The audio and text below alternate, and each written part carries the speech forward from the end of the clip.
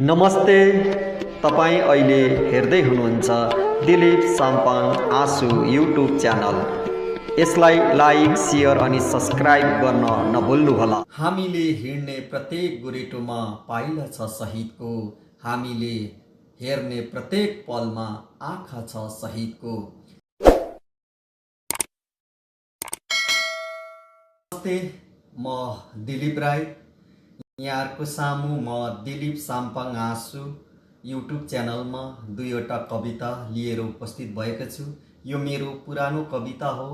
मैले यो धेरै वर्ष पहिले कविता लेख्ने कोसिस गरेको थिएँ, त्यसैले मैले आज तपाईहरुको सामु कविता वाचन गर्न गइरहेको छु। सुनेर साथ दिनुहुन्छ भन्ने आशा पनि लिएको छु।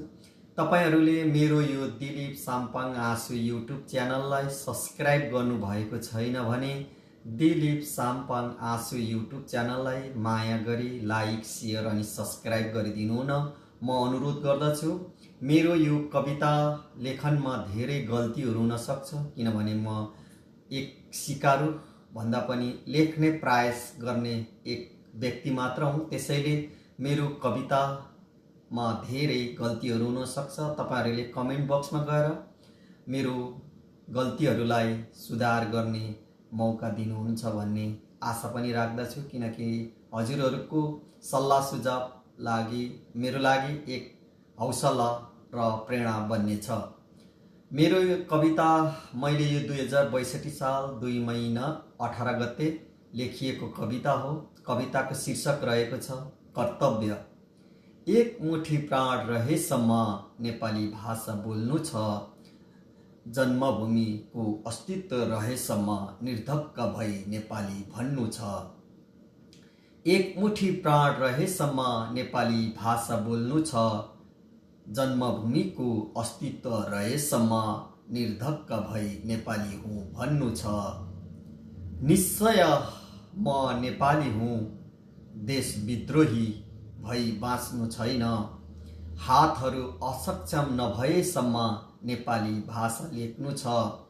निश्चय म नेपाली हुँ, देशविद्रोही भई बाँच्नु छैन। हातहरू असक्षम नभएसम्म नेपाली भाषा लेख्नु छ। नेपाल आमाको सन्तान हुँ, हर नसामा नेपाली रगत बगिरहन्छ।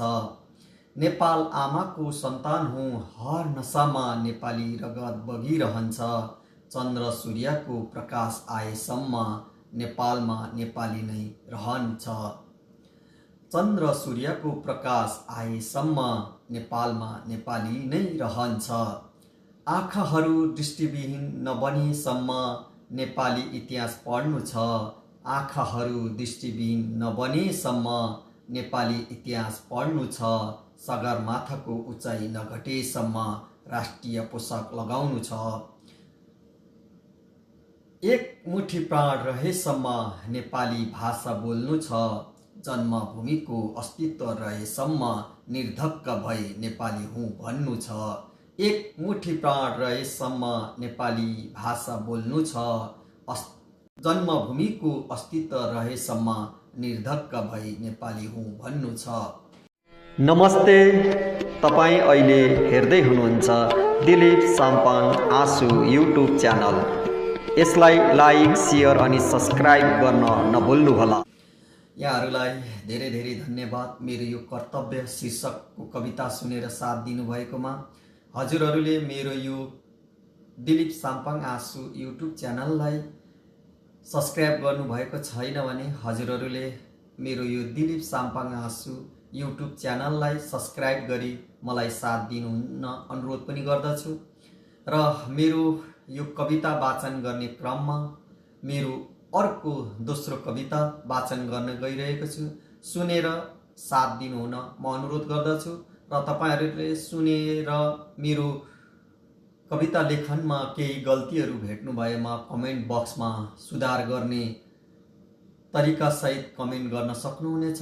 हजुरहरूलाई जस्तो लाग्छ त्यस्तै कमेन्ट बक्समा कमेन्ट गरिदिनु हुन पनि अनुरोध गर्दछु। मेरो अर्को कविता। नमस्ते। तपाईँ अहिले हेर्दै हुनुहुन्छ दिलीप साम्पाङ आँसु युट्युब च्यानल। यसलाई लाइक, सेयर अनि सब्सक्राइब गर्न नभुल्नुहोला। यो मेरो कविताको शीर्षक शहीदको सम्झना। मैले 2061 साल 11 महिना 14 गते लेखिएको यो पनि मेरो पुरानो डायरीबाट साबर गरी मैले वाचन गर्न गइरहेको छु। शहीदको सम्झना। हामीले हिँड्ने प्रत्येक गोरेटोमा पाइला छ शहीदको, हामीले हेर्ने प्रत्येक पलमा आँखा छ शहीदको।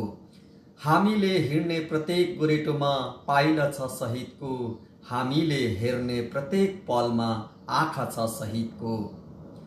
हामीले खाने प्रत्येक गाँसमा पसिना छ शहीदको, हामीले फेर्ने प्रत्येक सासमा धड्कन छ शहीदको।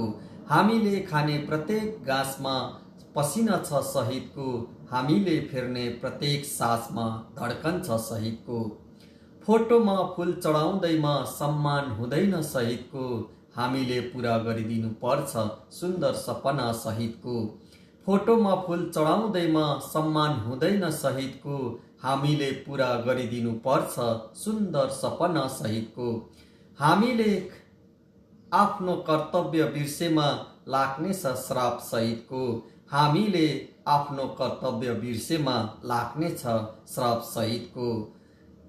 देश विद्रोही भएमा अपमान हुनेछ शहीदको, देश विद्रोही भएमा अपमान हुनेछ शहीदको। हामीले हिँड्ने प्रत्येक गोरेटोमा पाइला छ शहीदको, हामीले फेर्ने प्रत्येक पलमा आँखा छ शहीदको। हामीले हिँड्ने प्रत्येक गोरेटोमा पाइला छ शहीदको, हामीले फेर्ने प्रत्येक पलमा आँखा छ शहीदको। मेरो यो कविता सुनेर साथ दिनुभएकोमा हजुरहरूलाई धेरै धेरै धन्यवाद। आउँदा दिनहरूमा पनि म आफ्नो लेख रचनाहरू वाचन गर्दै हजुरहरूको सामु राख्नेछु। सुनेर सल्लाह सुझाव दिनुहुन्छ भन्ने आशा पनि लिएको छु। र तपाईहरू मेरो यो च्यानलमा नयाँ हुनुहुन्छ, सब्सक्राइब गर्नुभएको छैन भने दिलीप साम्पाङ आँसु युट्युब च्यानललाई माया गरी सब्सक्राइब पनि गरिदिनु हुन म अनुरोध गर्दछु। र आफ्नो वालहरूमा फेसबुक वालहरूमा सेयर गरेर पनि मलाई सपोर्ट गर्न सक्नुहुनेछ भन्दै म बिदा हुन चाहन्छु। हस्त धन्यवाद। नमस्ते, तपाईँ अहिले हेर्दै हुनुहुन्छ दिलीप साम्पाङ आँसु युट्युब च्यानल। यसलाई लाइक, सेयर अनि सब्सक्राइब गर्न नभुल्नुहोला।